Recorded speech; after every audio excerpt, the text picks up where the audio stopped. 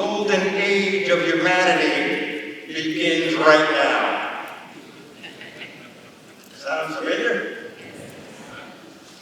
Who said that?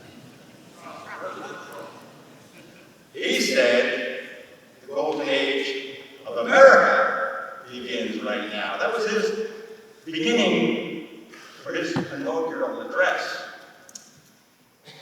Guess what we have today? We have the beginning of Jesus and his inaugural address.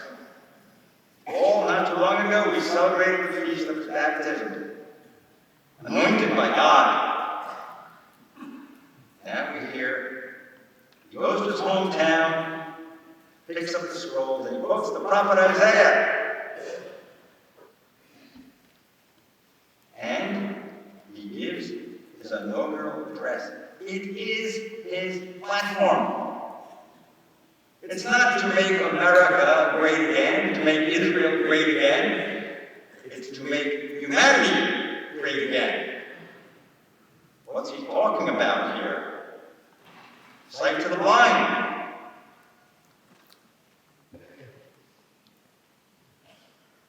Food for the poor. Setting prisoners free.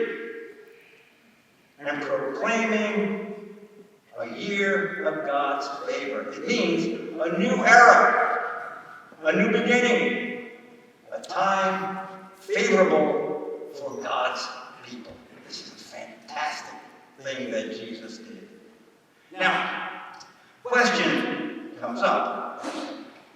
Can anybody, politician, might we say, take the place of Jesus and see themselves as being the one anointed by God? What do you think? No. No, of course not. That's ridiculous. Ridiculous. And yet, throughout history, political leaders have oftentimes seen themselves as one anointed by God. Let me be very honest with you. God, the Almighty Father, did not put his stamp of approval on making America great again. He has a much broader view than that. Believe me. What must a political leader do? It's wonderful to have a program, a platform. Very important. That's how we know who we want to vote for. We want them to do these things because we believe it's going to be good for us as individuals. It's going to be good for our country, and we hope also good for the world. Good political leader takes the whole world into consideration, the things that they say and the things that they do. So Jesus has the whole world in mind. Political leader must be guided by the teachings of Jesus. So we have the beginning here, the public ministry. We have an announcement of the platform, good news to the poor, healing the brokenhearted, announcing the year of God's favor. Good things are going to come to God's people. The good leader is the one who gauges his policies and actions by the gospel. Because after Jesus makes this proclamation from Isaiah, then he lives it out in his public life. That's what Jesus does. He says what he's going to do, and he does it. And he does it. Let me point out to you some of the things that will be and should be, and perhaps have always been important to a public official. What must they keep in mind? Maybe in a special way, think about America today. Let's think about America today. But it applies across the board. First thing that is important is promote religious freedom. Promote religious freedom. You have to have religious freedom in order to come to understand what is God's will. Now, you heard just this past week that the president went to the National Cathedral in Washington, and a woman bishop preached. I suppose he felt at him about having mercy on immigrants. And the media, they hullabaloo. How dare she do that?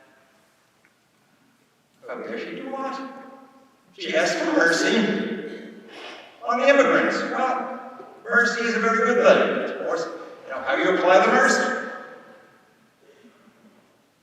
But she had every right to do that. That's religious freedom. If that's what her church believes in LGBTQ rights and mercy on the immigrants, that's her job. One of my classmates said to me, he said, he says, I was thinking about what the bishop, they say her name Woody, I think Woody, what she said. And she said, about this LGBTQ rights, and she said about having mercy on immigrants. He said to me, suppose you were in her shoes, what would you have done? Suppose you were looking at Biden when he was in office, what would you have done? I would have preached right at him too. You better believe it. And that's why religious liberty is extremely important. Religious freedom is extremely important in our country. And every religious leader has a right to proclaim what they believe is God's word.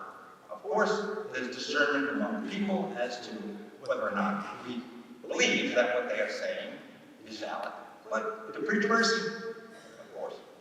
You got to keep the government out of schools where they begin to tell religious institutions what they have to do, that they have to promote.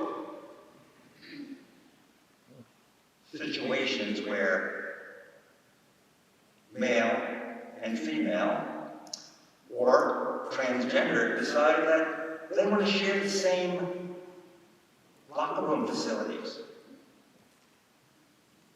that they want to play on the opposite sex's team. If they declare themselves to be a boy, they want to play on the girl's team.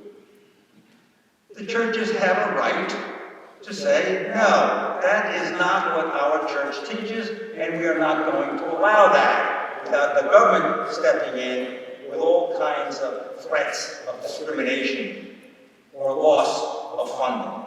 That's the right of a religious institution. Let's also now talk about law. Law has to be applied equally to all. That's the difference between us and some banana republic or some country run by a dictator. The law applies equally to all, and justice must be blind. That's what's important for any country, especially for a country like ours, where the rule of law must prevail. What does a politician have to do?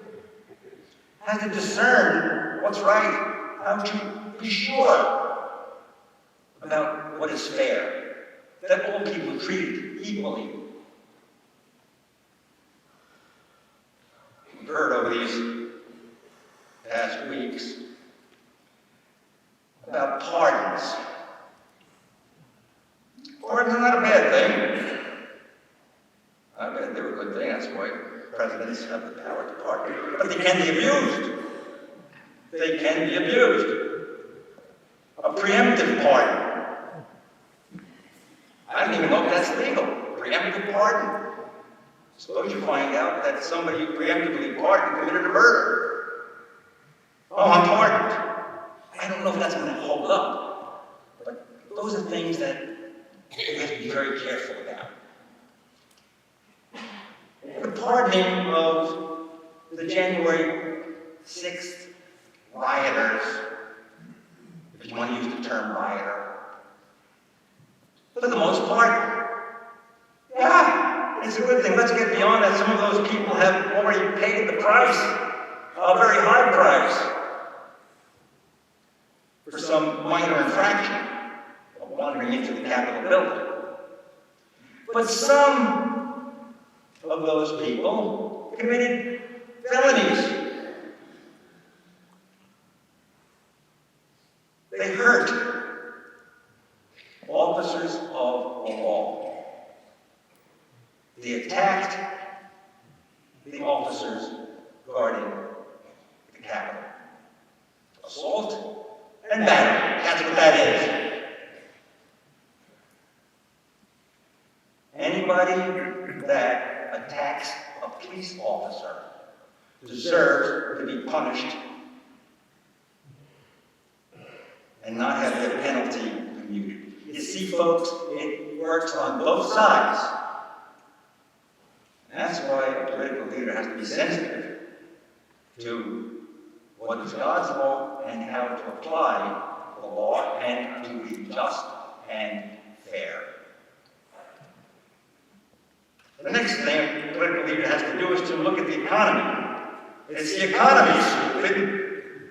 That sounds great, doesn't it? Well, that's what wins elections. The economy wins elections. You know, if we didn't have such terrible inflation, things might have turned out differently.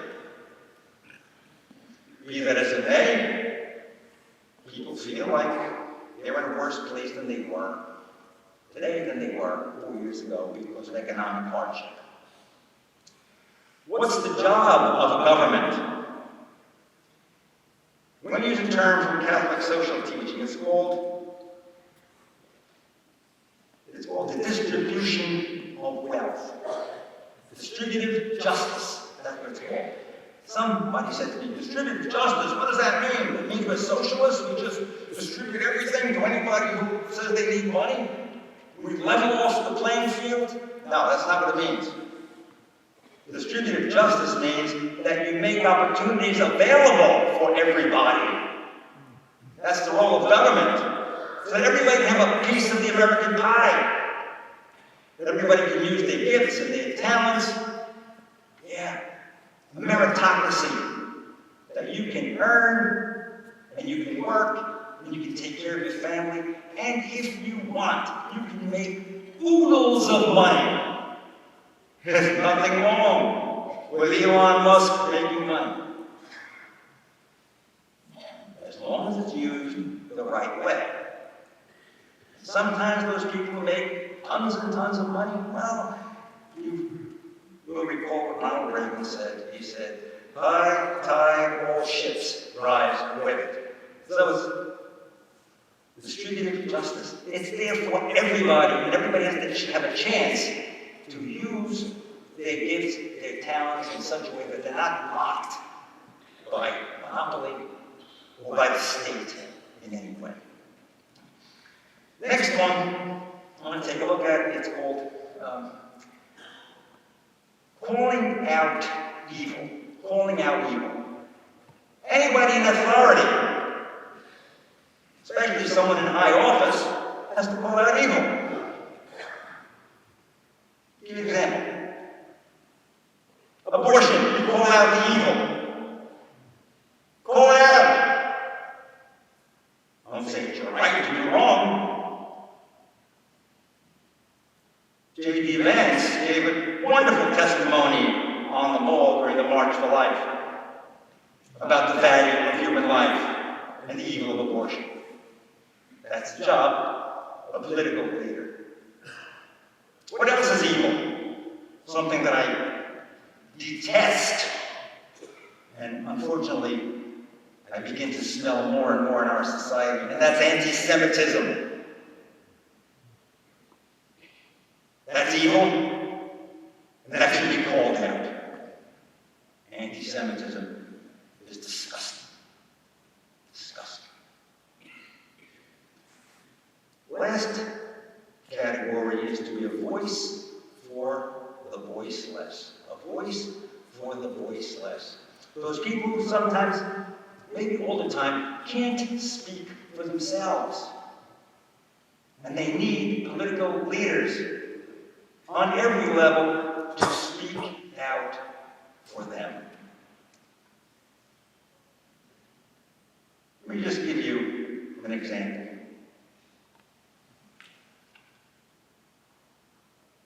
There is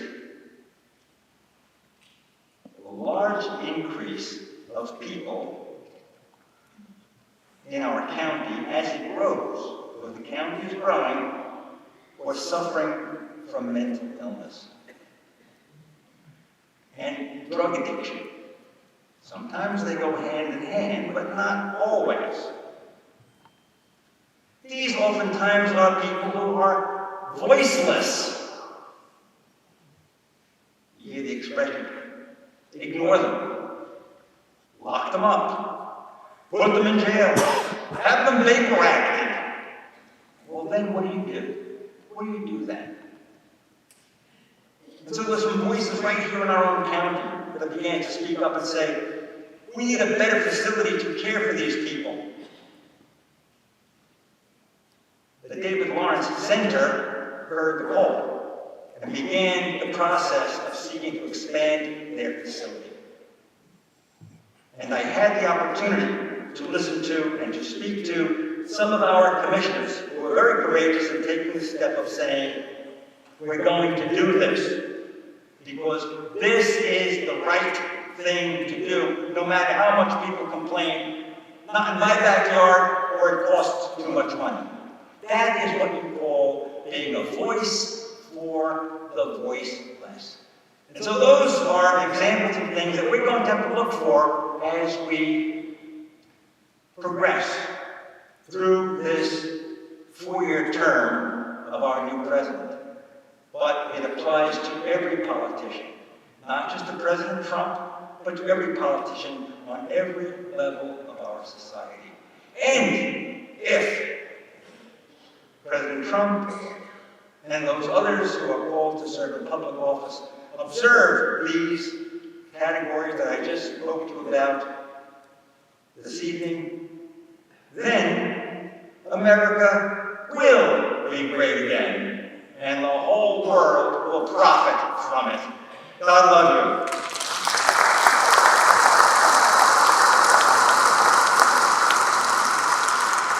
One further thing. I want to make a comment about Melania.